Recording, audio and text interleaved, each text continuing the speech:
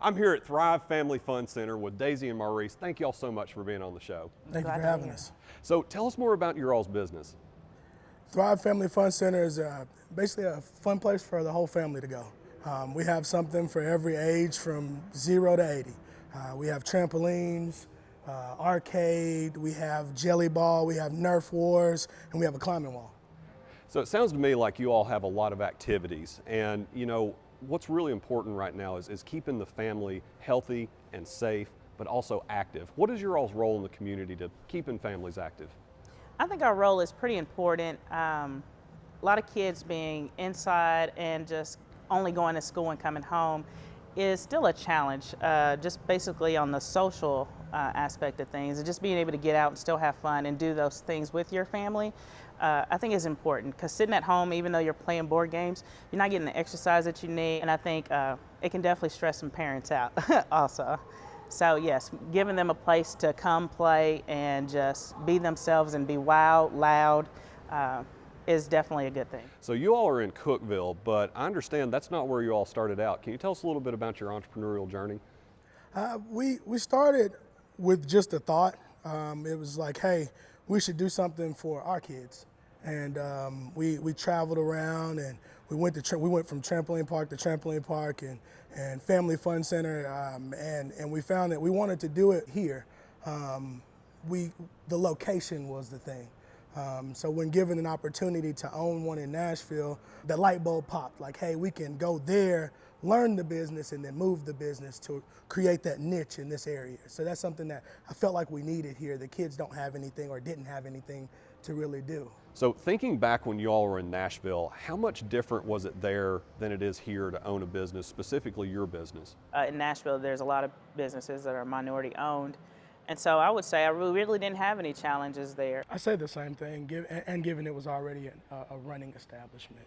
To go into, I guess, a bank or anywhere and say we want to do a trampoline park, the majority of the first reactions was, what is a trampoline park? Yeah. So it's kind of hard to get someone to get on the same page as you when they don't even know where you're going or they don't know where you're going or what your plans are, without actually stepping foot into a trampoline park or taking a kid to a trampoline park and hearing your kid cry because you didn't give them enough money on this and having to go put money there and do things like that. That was the business behind it, and it's kind of hard to show someone that's not in an area where that's already something there. That was definitely a hurdle, like I said. When we tried to start a business here in Cookeville, we went to the bank several times, several different banks. Yes, a lot of times we did have to play a YouTube video to show them what we were talking about. So yeah, I would say that was a challenge, but I think just like you said, once they see what it is that we were trying to do, it wasn't that difficult. So, you come to the Upper Cumberland, you saw the niche opportunity. What's been the reaction so far? So far it's been pretty good. Prior to COVID was very well.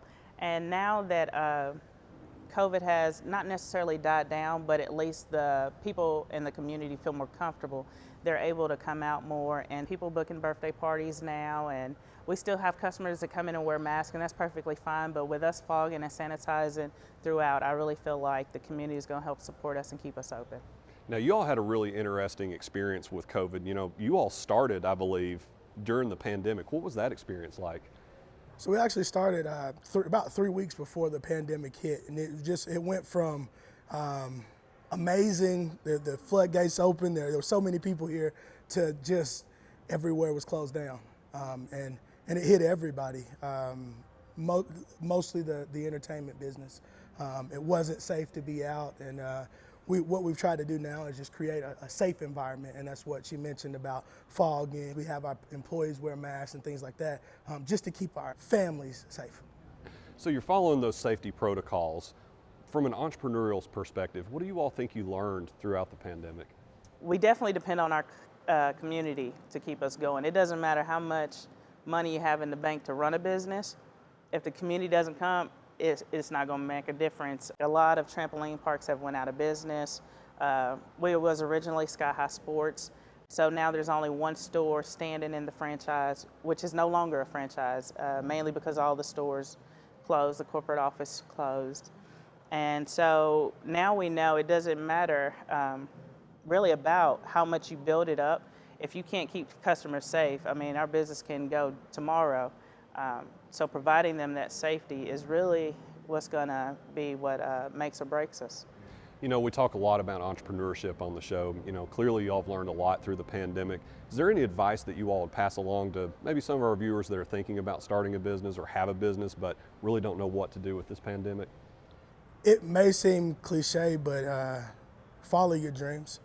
The pandemic has shown us so much about life and the things that you should cherish that you got to take your chances. There are always going to be hurdles, and this is just one more hurdle. Yeah, I think definitely keep the pandemic in mind and just follow your dreams. Like he said, no time like the present. You might not get it tomorrow to start a business. Well, you know, you mentioned challenges earlier, you know, with the pandemic, of course, but also entrepreneurship has inherent challenges with it. It has inherent risks. How are you all balancing all this between your personal and your business lives? I would say That's prayer. a hard question. Yeah, prayer. Prayer is powerful. You have your sanity point and the point in which you try to bring both of those things together. And sometimes business kind of it oversteps its boundaries with the family life, and you have to step back and you have to depend on Him. You have to pray. So let's talk a little bit more about community. Obviously, you know, you said earlier that the community has really helped support you all. You know, and I know that you all are a family-oriented place. You've got things for all people, all families here. How do you think that the importance of diversity and inclusion play a role in your all's business? It's very important that we stay diverse throughout our staff. We try to give everybody a chance. We do have a few employees that have tried getting jobs, but they weren't given a chance. It was, you work here, you clean, or you don't work here. And just because it's important to know that it's a challenge already being minorities. And if you look at our staff, we are majority of minorities. When I say minorities, that's women, Latino, you know, giving those that normally don't get that chance right off the bat to be able to step into a role that they can fulfill and grow in. So you're given these chances, you're given these opportunities. How do you think that this is going to affect them on their career path as they move forward? I think it'll help them as far as thinking they are good enough. You know, a lot of self-esteem comes mainly when you're teenagers. And if you don't give them a chance, they're either going to be to themselves socially, or they'll be one of those people that are, you know, a social butterfly. So being able to give them a chance to work here and grow is like saying, okay, I'm gonna help you build your confidence and get you to where you need to be. And not only that, you know, you may leave here wanting to own a business of your own, and by being able to work your way up, it's giving them those opportunities where they can learn from a higher standpoint of being in management and supervisor roles more than just coming in and punching a clock. So in the Upper Cumberland, typically we don't have a lot of diversity here. What recommendations would you give to other business owners to help minorities and African Americans get those opportunities just like you all have given your employees? I would say accept the challenge. It's going to be challenges. You just have to learn to accept them and learn to jump over the hurdle. You know, it took us having to go to Nashville. That was the biggest hurdle, was we can't do it because we didn't have the experience and the knowledge and the management, although we had the schooling and management from other places. So it took us going to Nashville to purchase a business, to learn how to run it, to bring it all the way back to Cookeville. And we learned a lot. Yes, we were upset, like we don't get it. It's the same amount of money whether we're here or there, but we accepted the challenge and we went for it. I would like to say there's no one mind or one mindset. So being diverse just allows you as a person to be diverse. It allows you to think outside the box. You may be making it now, but imagine what you could be doing or how you could be doing if you thought this way or that way, and not just had a one-track mind, and you had multiple minds thinking the same thing but different ways.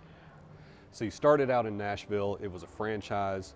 You came back to Cookeville, it's your own thing now. Talk to me about the sense of pride that you all have now you're owning your own business. I mean, I definitely have a sense of pride when you ride down 40 and you see the name of something that you own on either a billboard or the side of a building, or you're riding down right here in Neal Street and you're headed to Lowe's and you look over to the right and you see a packed building and you're like, hey, I own that. So yeah, there's a sense of pride, definitely a sense of pride. So, you know, you mentioned the business plan, and I think that that's one thing that a lot of entrepreneurs don't realize is you've got to have a solid business plan. Can you tell me a little bit more about maybe how you developed it and you know, what iterations that went through? It took a lot of paper. Oh yeah. A lot of paper. There's Drafts. there's a lot of drawing board. There's a lot of cut, edit. You know, no, not gonna work. Looks good on paper. Is it feasible? Ball it up, start it over. And we did that for years. Yeah. For years, to the point where, I mean, arguments caused it to one side of the house, the other side of the house. You know, we'll talk about it another day. So we started our business plan, writing it in 2015. And we even went over to the SBDC over at Tech, and they were like, this is a great idea, but what are you gonna do? Like, what are you offering? And then even after drawing a draft and showing it to them, they were like, well, we don't really know what it is, so I don't know how we can help. And so it just took us to a lot of revisions, going to different banks, them telling us no, and us saying, okay, what is it that you don't like? And then a lot of them said, we don't know. But after we started looking at some banks in California that does nothing but family entertainment loans, it took going to them with a business plan and them saying, hey, this is a great plan, we're just not, we don't know about your area. And we got turned down from that. And that's what brought us back to, okay, a local bank. So what does the future hold for your all's business? We're gonna root in, keep prospering, and keep thriving. Come to Thrive Family Fun Center, www.thrivecookville.com. We're open 7 days a week. Come see us. Well, thank you all so much for being on the show, and I gotta ask you one last thing. Can I jump on the trampoline? Yes.